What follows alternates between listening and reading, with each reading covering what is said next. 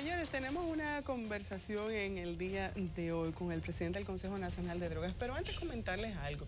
El jefe de la Policía Nacional, Manuel Castro Castillo, declaró que la entidad que dirige en conjunto con la Procuraduría General de la República está ampliando las investigaciones para determinar si es cierto que el asalto a la cárcel de Najayo tenía como objetivo asesinar al procurador Francisco Domínguez Brito. Josefina Capellán estuvo en las primeras misas del 2015 de la policía y también de la Dirección Nacional de Control de Drogas y nos cuenta también por qué dijeron sus dos incumbentes al ser cuestionados sobre la supuesta desaparición de drogas del Departamento Antinarcóticos Policial, un tema que está en vigencia en estos días, finalizando el año y comenzando este 2015. Vamos a escuchar. Durante su discurso, que de algún modo parecía una despedida, el jefe policial ante el podio de la celebración de la primera misa del 2015 mostró su dolor, descontento y vergüenza por los que han empañado no su gestión, sino el uniforme. Pero a su vez agradeció a la mayoría de hombres y mujeres en la uniformada que le han permitido realizar una reducción de los hechos criminosos de un 20.3% en el 2013 a un 16% en el 2014. Castro Castillo se refirió al caso del DICAN y dos fiscales adjuntos, donde se inició una investigación por la supuesta pérdida de más de 1.000 kilos de cocaína, señalando que ha dado toda la libertad al Ministerio Público para que a través de la investigación que realiza la comisión designada, que investiga el caso y sancione a los culpables. Vamos a aplicar las sanciones ejemplarizadoras que permitan aniquilar la cultura histórica que circula en el ADN de algunos policías no pros que, cometiendo crímenes de gran calado, enturbian todo el trabajo y resultados positivos de una gestión, así como también el sacrificio de millares de hombres y mujeres policías. También afirmó que es injusto que se juzgue a todos los policías por las malas acciones de unos pocos y dijo que las ominosas acciones de miembros de la uniformada mal encaminados no le quitarán brillo ni restarán fortaleza a su jefatura. Cumplir con el pueblo dominicano, a quien le reitero mi compromiso de continuar la lucha desde adentro para erradicar los policías que quieran arrogarse el derecho de violar nuestras normas y arruinar el trabajo de los millares de buenos y buenas policías. Mientras, en otro escenario, el presidente de la Dirección Nacional de Control de Drogas indicó que está a la espera del informe de la Procuraduría General de la República sobre el caso de la Dirección Antinarcóticos de la Policía y que tocará a las instituciones responsables determinar si debe o no eliminarse ese organismo. La posición de la Dirección de Drogas es que desaparezca el DICAM. La posición de la Dirección de Drogas será reflejada y ha sido siempre reflejada a lo interno de las autoridades.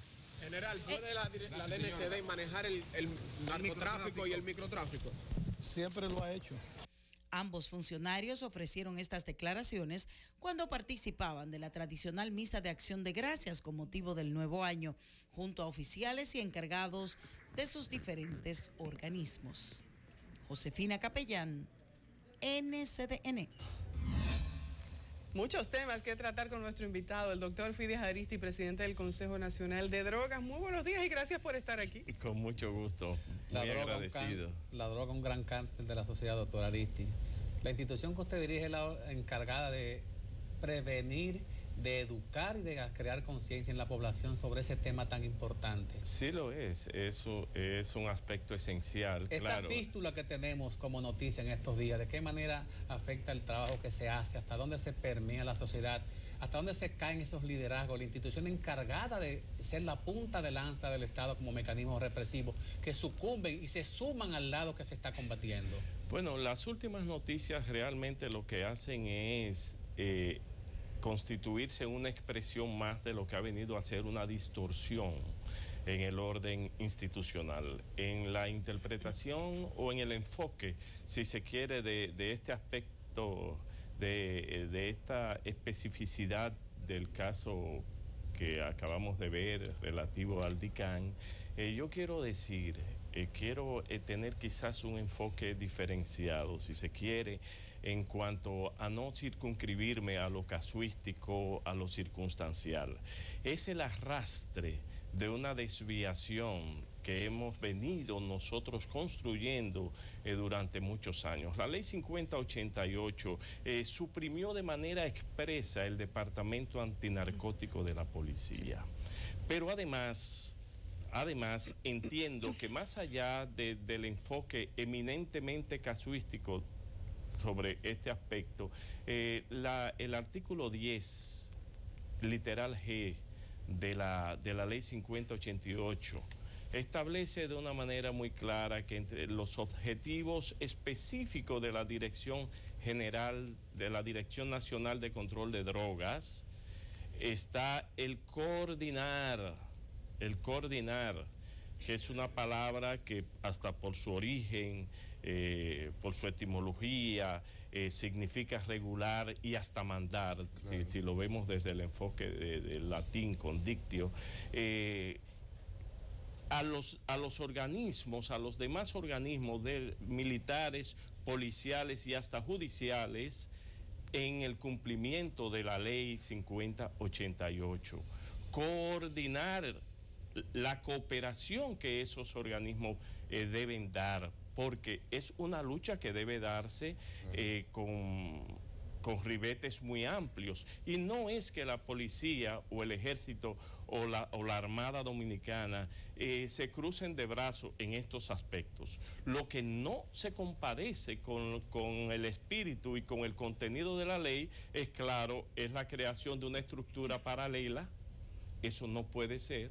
Una estructura paralela implica una distorsión, porque además implica una negación de lo que dice la ley, que la ley dice que la coordinación debe estar a cargo de la Dirección Nacional de Control de Drogas, y lo que tenemos que ver es si no ha habido esa coordinación y las razones por las que no la ha habido.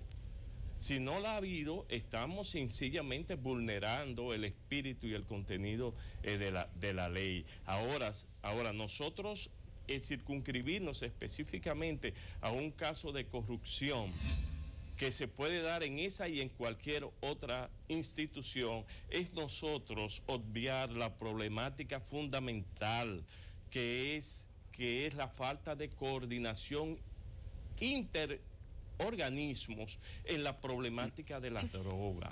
Se trata de un fenómeno muy sensible y se trata de un fenómeno que tiene que ser visto con características y con ribetes que no la tienen otros ámbitos de la criminalidad. De acuerdo a una declaración que apareció el 14 o el 15 de abril en el periódico El País, que suministró el encargado de la DEA para el área del Caribe, el señor Vito Salvatore Guriani, establece que de 100 toneladas de cocaína que salen de Colombia, 80 hacen parada o pasan por República Dominicana. 80. ¿Qué significa esto? ¿Qué significa esto? Esto significa un alto nivel de peligrosidad para nuestras autoridades y para nuestro pueblo. Primero, porque ya esos niveles de riqueza permean las instituciones. A esta y a cualquier otra institución está expuesta a ser corrompida. ¿Por qué? Porque vivimos una cultura, como decía en uno de sus últimos artículos don Eduardo Galeano, vivimos en una cultura de la suplantación, del cambiazo. Queremos cambiar el celular que no sea útil, queremos cambiarlo a los 3 meses. Aprovechamos la Navidad para cambiar los monitores y las neveras que aún funcionan. Sí, la sociedad del bulto también, de la exposición. Exactamente. Decía no solamente lo de la gran cantidad de drogas que pasa por la República Dominicana, sino que hemos pasado del paso al pago. Se paga también en mercancías aquí en la República Dominicana. Ese era otro de los aspectos que también mencionaba en esa ocasión. Hay algo que me ocupa un poco. El señor Sufrón en el día de ayer mencionaba que para sacar el DICAM, o para eliminar el DICAM, se necesita una decisión de instancias mayores. No era solamente lo que le correspondía al Ministerio de Interior y Policía y a la policía en sentido general. Y en eso coincidía con otras informaciones que emanan desde otros puntos que dicen que es el presidente de la República el que debe decidir sobre si se permite o no que el DICAN siga funcionando. Bueno, ¿Es así? La respuesta es correcta desde dos ámbitos. Desde el primero, desde el ámbito personal del general Sufrón. El reglamento de la ley 5088 de manera expresa le impide ser deliberativo. No puede ser deliberativo. No es mi caso. Por eso yo estoy deliberando y lo hago con toda responsabilidad y con todas las consecuencias, además de que no me es prohibitivo. Si lo fuera, tampoco lo hiciera. En el caso de él, no debe ser deliberativo. Ahora bien, no se trata, como decía, de que la Policía Nacional no se involucre en esto. Es el nivel de cómo se involucra, de hacerlo, y es posible que las circunstancias lo lleven a hacerlo, como lo lleva a la Armada Dominicana o al DNI en determinadas circunstancias. Lo que tiene la obligación es de estar coordinado por la Dirección Nacional de Control de Drogas. El salirse de esa coordinación es una vulneración y una desviación del espíritu de la ley. Mucho menos, claro, es hacer una estructura. Usted ese aporte que haga a la sociedad y en consecuencia bajo la coordinación de la Dirección Nacional de Control de Drogas puede darle un sentido de modernidad. Ahora bien, hemos venido arrastrando una serie de trastornos. La ley 7202, cuando fue modificada en el año 2010-2011, incluye una modificación al artículo 33 que implica la distribución de los recursos como consecuencia de la venta de los bienes decomisados, e incluye a la policía con un 10%. Sí. Lo que significa obviamente que es un reconocimiento a esa labor persecutoria, porque le está hasta proveyendo fondos. Es decir, para mí se cometió desde allí un error. Se cometió una falla, y hasta que nosotros no tengamos una verdadera política. En estos días yo señalaba que carecemos de una verdadera política de droga, y esto que está pasando es una expresión de eso en el orden persecutorio. No obstante los grandes esfuerzos que hemos dicho que hace la Dirección Nacional de Control de Drogas. Pero ahí no es para cuestionarlo de manera directa, doctor Aristi, pero usted ha estado en el Consejo de Drogas por mucho tiempo, y el DICAN también tiene mucho tiempo. Desde que se creó el DICAN, todos los estamentos lo permitieron. O sea, la creación del DICAN como un departamento paralelo a la Dirección Nacional de Control de Drogas, sí. Nadie dijo nada. Todo el mundo está diciendo ahora que se perdió una droga, pero ahí vienen pasando situaciones que el mismo Franklin nos lo hablaba aquí de hace mucísimo tiempo y nadie decía nada. Bueno, es que hay situaciones que se exteriorizan y hay otras que se tratan a ciertos niveles, pero no dejan de ser preocupación. Ustedes pueden tener la seguridad de que el gobierno dominicano tiene el máximo interés en que se trace una estrategia nacional de droga. Estamos trabajando, pasamos varios meses del año pasado en esto, y esperamos para los próximos 2 o 3 meses, y ¿por qué no? Uno de los aspectos que para mí es esencial es la concentración del esfuerzo persecutorio para que exista un mayor control. ¿Hay que eliminar el DICAN como departamento dentro de la Policía Nacional? Fíjese, la eliminación del DICAN como nombre, como estructura, pudiera existir o no.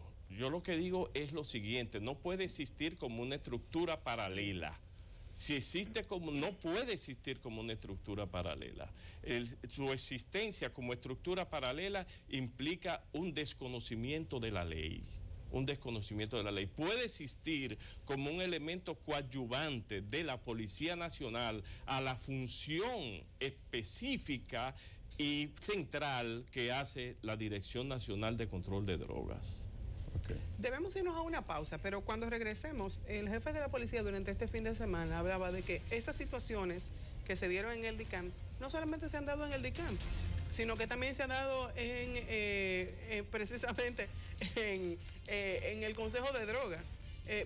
Entonces, en la dirección. En la dirección, que eso lo justifica su permanencia. Quisiera que me hablara sobre un poco sobre eso y cuáles son las normas de represión para evitar que precisamente esos casos se den a lo interno de la Dirección Nacional de Control de Drogas. Vamos a la pausa y ya regresamos.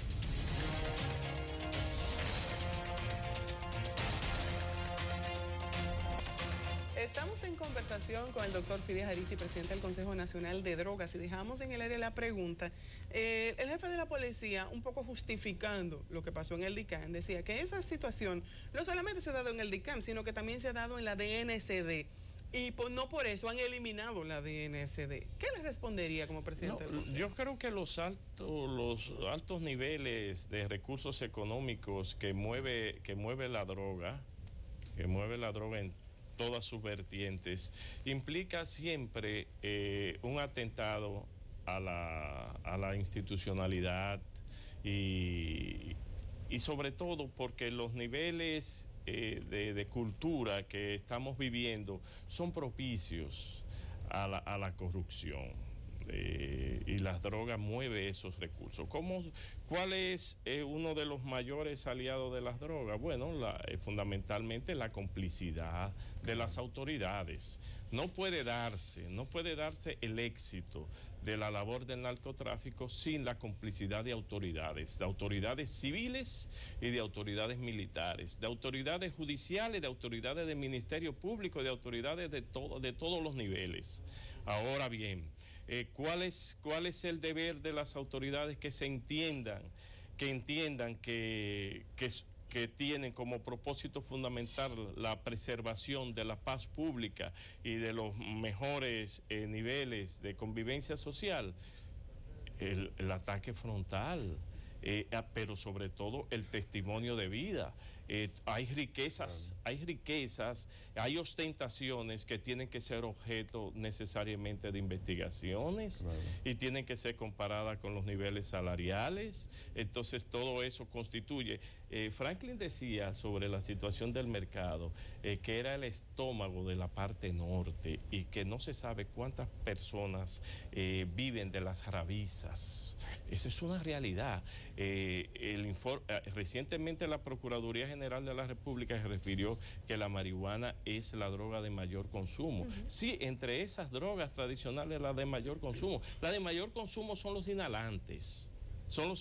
Por la composición social de nuestro pueblo, por el alcance económico que tienen la mayoría de nuestros jóvenes. Entonces, esa es otra problemática que también nosotros debemos enfrentar. Esos elementos volátiles, vapores que son inhalados y que están destruyendo y que triplican incluso a nivel de escolaridad el consumo de la marihuana entre nosotros. A nivel barrial, de la Duarte para allá, de la Obando para allá, de toda la franja del río, son esos inhalantes. Pues a nivel de escuela de clase media, son esos mismos inhalantes como el liquid paper y otras cosas que se utilizan en los colegios de clase media y clase alta, los muchachitos borrachitos en el recreo, pero de inhalar cositas. Y están trastornando los elementos cognitivos de nuestros niños, de nuestros jóvenes. Es decir, eso que decía Franklin, esas son realidades a las cuales nosotros no podemos sustraernos. Entonces, también nuestros estamentos militares, nuestros estamentos políticos tienden a ser vulnerados.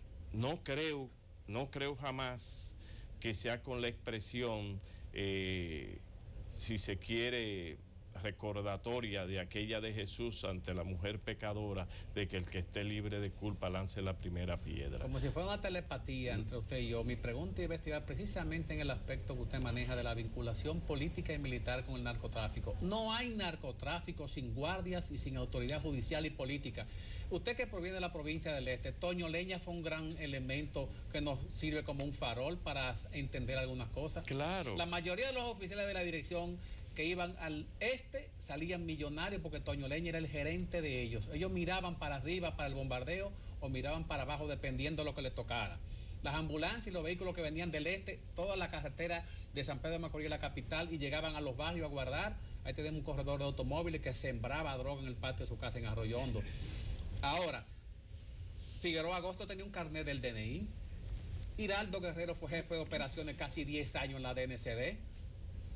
Resiste una auditoría visual esos departamentos de persecución del delito, que la ostentación de automóviles, ropa, casa, mansiones, inclusive la distribución de esos bienes inmobiliarios que se incauta el Estado, van a parar a manos generalmente de la misma gente que negocia y lava los relojes de Figueroa, los apartamentos de Figueroa. Entonces es como un gran cáncer que a veces nos hacemos los tontos mirando para otro lado. Sí, pero como bien tú dices, hay un elemento de complicidad permanente.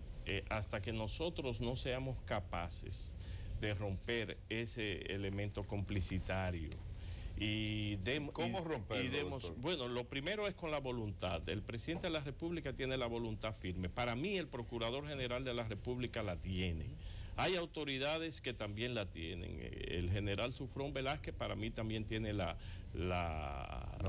voluntad firme del combate. Y en términos generales, creo que en el gobierno existe esa voluntad. Tenemos mucho todavía que enfrentar. Ojalá uno de los grandes legados que deje el presidente Danilo Medina, y yo tengo la esperanza de que sí sea, lo fuese la implementación de una política, de una estrategia. Pero mire, señor Fidi, el caso del Gallero anda con armas largas, anda con coroneles que lo transportan y lo llevan a los palacios de justicia, a los interrogatorios.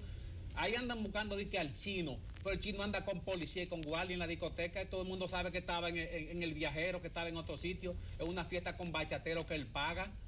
Bueno, y entonces, ¿de qué persecución se está hablando? Eso se resuelve con la decisión, con la voluntad de hacerlo, porque si están expuestos a la visibilidad, creo que es otra expresión de complicidad que ellos salgan impunes. El coronel González era el asistente de Figueroa Agosto, y cuando matan a González, el primero que sube es un coronel a buscar la computadora de González y no pasa nada. Bueno, pues debe pasar. Nuestros ministerios, fíjate, en el caso que se señala del DICAN, también se señala Ministerio Público. Es decir, no se trata pura y simplemente del cierre de determinada oficina. No podemos remontarnos a aquella época de Salvador Jorge Blanco, de que se cerraron 2 universidades porque había títulos que eran cuestionados, porque entonces vamos a cerrar la cédula, vamos a cerrar obras públicas, y vamos a cerrar el país. Sí. ¿Usted me entiende? Lo que hay es que encerrar, si se quiere, a los que transgreden la ley. Ahora, para eso se necesita la autoridad suficiente moral de aquellos encargados de aplicarla. Y el que falsificaba los títulos anda por ahí ejerciendo el derecho. Bueno. Estando tantos uniformados involucrados, ¿no sería mejor estar la política antidrogas en manos de un civil?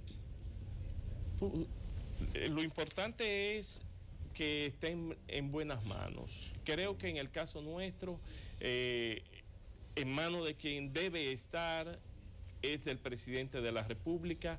Creo que, y ese es el gran mandato, deben ser coordinados los estamentos que estamos a cargo de una mejor manera, porque no solo ocurre, fíjate, con el caso de las drogas. Cuando el procurador actual asumió su cargo, ustedes recuerdan que una de sus primeras decisiones fue la incineración semanal. Por la Procuraduría. Por la Procuraduría semanal de las drogas. Y después de quedar en custodia, eso va a la Procuraduría. Y allí todos los jueves tenemos que firmar 4 departamentos. Entonces, ¿qué pasó con esta droga? Fíjense, ¿cómo pudieron hacerse esas incautaciones de drogas sin Ministerio Público que reportara a sus superiores la incautación de las mismas? ¿Qué niveles de inventario estamos haciendo de todos esos informes que a nivel de todo el país estamos recibiendo de los ministerios públicos? Y si coincide con lo que va al INACI y con lo que va al centro de incineración que se hace todos los jueves, eso tiene que haber un cuadre de cuenta. Sí, la verdad que, doctor, los niveles de impunidad son parte fundamental, pero también el general Sufrón, que es el director actual de la DNCD, antes de ser director inclusive, lo decía y lo replicaba, que uno de los problemas fundamentales para que la droga se siga propagando, no el tema del consumo, vamos a hablar del tema del tráfico, que es grave en la República Dominicana, es la libertad financiera, el tema del lavado de activos, que a usted de parte del Consejo le compete también cuando están las incautaciones, la venta de esos activos, pero aquí hay mucha libertad, doctor, también, con el tema del lavado de activos, y si uno nos restringe eso, si uno nos restringe que el narcotraficante haga la inversión, entonces nunca va a tener ningún tipo de descenso en el tema del tráfico. Es que precisamente, y ustedes lo señalaban, es que precisamente ya ningún país es país de tránsito de la droga, porque al hacerse el pago con droga, la droga no tiene valor si no se vende. Exacto. Entonces, para venderse hay que tener drogadictos, hay que tener mercado, hay que tener usuario. ¿Cuál es el riesgo que se corre? Que mientras más droga pasa y más droga se queda, entonces vamos a procurar más adictos, más usuarios y un país con peores condiciones. Ese es el grave problema. Nosotros estamos de acuerdo al subsecretario Brownfield, de la cocaína que pasa por acá, un 50% va a Estados Unidos, un 50% ya va a Europa también. Pero nosotros tenemos los casos de marihuana, tenemos a Jamaica ahí mismo. Tenemos Jamaica ahí mismo, que un productor. El segundo productor después de México es Paraguay. De marihuana. De marihuana, claro. Paraguay tiene una frontera ideal para ellos, que es el consumo de Brasil, pero mucha también pasa hacia acá. Nuestra frontera sur es la parte norte de Colombia y Venezuela. Hay una frontera marítima. Sí. Entonces, si los tucanos están haciendo su trabajo, si la Marina hace su trabajo, si la dirección hace su trabajo, ¿por dónde está entrando la droga? No, definitivamente que no es por vía aérea. No es por vía aérea. Está pasando a través de los mares o a través de los furgones. De esa manera es porque nosotros no somos productores ni de una ni de otra, ni siquiera de marihuana. La única vez ha sido unos arbustos que se encontraron ahí por Baní, pero la marihuana tiene que provenir de vía Venezuela. Vía Venezuela. La frontera venezolana-colombiana. Sí, una franja que hay. Sí, porque de Colombia tiene que pasar, sobre todo la cocaína, tiene que pasar por Venezuela casi necesariamente. Ahora bien, los ataques que ha hecho Estados Unidos a Guatemala, Honduras y a México han obligado a volver a las viejas rutas, del Caribe. Por eso es tan delicado estos asuntos del DICAN, y yo decía que quería ir a un enfoque más allá de lo casuístico, porque al haber un aumento de un 5 a un 16% del paso de esa sustancia por territorio dominicano, hay un mayor riesgo de que se quede mucho más. ¿Estamos perdiendo la batalla, doctor? No la estamos perdiendo. Tiene que decírselo el jefe del Comando Sur de los Estados Unidos. ¿Esto está creciendo? Fíjate, los niveles de consumo de esas drogas tradicionales se han mantenido estables en los últimos 10 años, no obstante un aumento poblacional. Ahora, eso es, y yo lo señalaba con bastante énfasis recientemente, creo que en Guatemala o en Colombia, el elemento fiscalizador con el alcohol. Se pretende reducir los niveles de alcohol en la población a través de ponerle impuestos altos. Todos sabemos que la clase media alta no va a dejar de comprar un whisky porque le aumenten 100 o 200 pesos. ¿Quién lo sufre? Lo sufren los de abajo, pero van a dejar de beber. No, lo que pasa es que empiezan a beber Clerén. Okay, ya al final de la entrevista. Tú lo sabes, Franklin. Sí. Empiezan a beber esas sustancias que son aún más nocivas, que el alcohol tradicional. Sí. Ya brevemente al final, doctor, ¿está invirtiendo el Estado, el gobierno, lo suficiente en la recuperación de los adictos? No lo suficiente, pero sí ha crecido. Este gobierno durante los 2 últimos años ha dado un trato muy superior a los anteriores, al Consejo Nacional de Drogas específicamente. quiero hacer esa expresión de gratitud y ese reconocimiento. ¿Es la legalización de la droga una vía para tratar de controlar? No, jamás. ¿De algunas drogas? No, de ningún... lo hablo por el tema de Uruguay, por ejemplo, el mismo Estados Unidos. Y el mismo Estados Unidos, es que yo no creo, es que son nocivas. El hecho de que existan drogas legales tiene sus razones, inclusive de orden económico, pero además yo me guío por un principio que para mí es muy elemental. No podemos corregir un mal con otro mal. Al contrario, si cometimos el error de que el alcohol y el tabaco esté al alcance de nuestros niños, no obstante exista legislación prohibitiva, ¿cómo vamos a impedir que otras que todavía son mucho más trastornadoras, mucho más nocivas? Eso es verdad. Gracias por estar con nosotros en esta mañana. Gracias, doctor. Gracias. Nos vamos ahora a una pausa y enseguida regresamos.